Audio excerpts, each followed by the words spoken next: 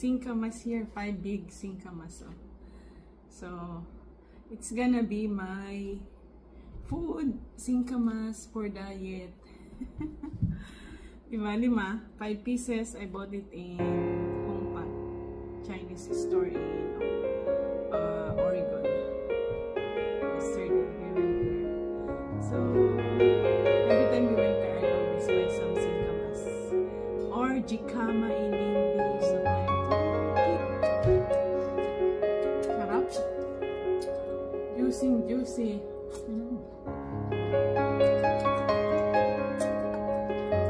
What I'm gonna do, guys, I'm gonna cut it and I put in a salad basil bowl with me, and I'm gonna put it in the fridge so it's gonna be cold.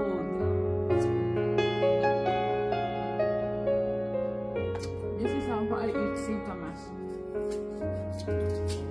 No need sausawan, because when I eat fruits or any vegetable fresh, I don't like it sausawan.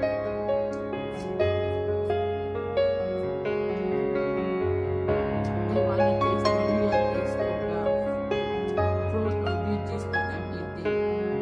Or any food. So good. It's fresh. Ito mo buhay pa.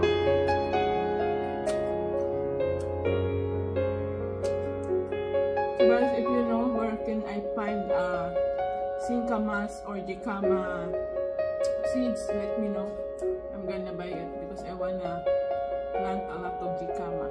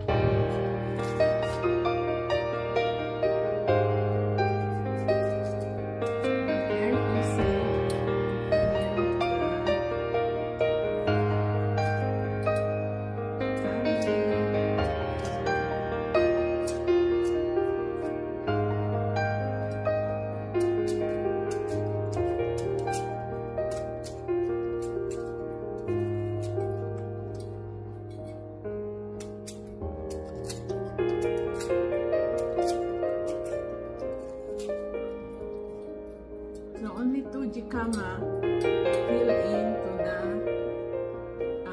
medium bowl or second to the bigger one with lid.